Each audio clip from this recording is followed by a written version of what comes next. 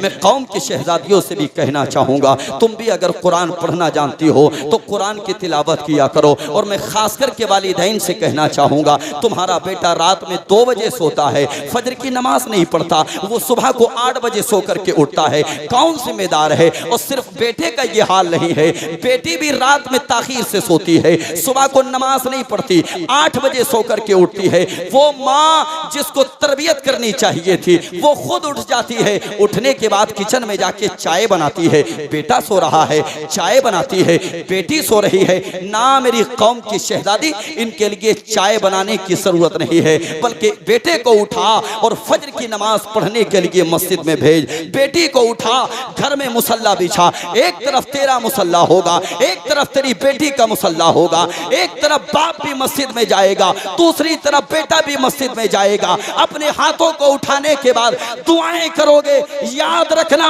तुम्हारे हाथ नीचे बाद में आएंगे, अल्लाह की रहमतों के खजाने पहले खोल दिए जाएंगे।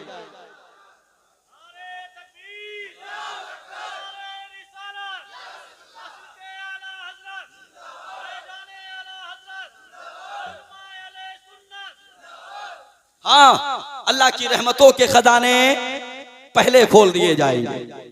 बच्ची आई, सैयदा ज़ैनब कुरान की तिलावत कर रही हैं। अल्लाहू अकबर। सैयदा ज़ैनब के करीब आकर के खड़ी हो गई। सैयदा ज़ैनब ने फरमाया था, बेटी कौन हो, कहाँ की रहने वाली हो, कहाँ से आई हो, बताओ तो सही। सैयदा ज़ैनब ने जब इतना कहा था, वो बच्ची कहने लगी, माई ये जो सामने खेमा नजर आता है ना, उस खेमे से चल कर के आपके खेमे में आ गई, इतना सुनना था। सैयदा ज़ैनब ने फरमाया, बेटी फिर तो तुम हमारे खेमे में मेहमान बन के आई हो, और याद रखना हमारे खेमे में अगर कोई मेहमान बन के आता है वो खाली हाथ वापस नहीं किया जाता। लेकिन आज हम शर्मिंदा हैं बेटी, हमारे खेमे में एक घूंट पानी नहीं कि तुझको पिला दिया जाए, एक रोटी का टुकड़ा नहीं कि तुझको खिला दिया जाए। अल्लाहू अकबर, अल्लाहू अकबर। सैयदा ज़ैनब ने इतना ही कहा था, अचानक देखा निगाहों के सामने हजरत सकीना आ रही हैं। सकीना निकल के जा रही हैं। हजरत ज़ैनब ने देखा सकीना के कानों में 2-2 वालियां हैं। सैयदा ज़ैनब ने हजरत सकीना को आवाज दी। हजरत सकीना हाजिर हुई।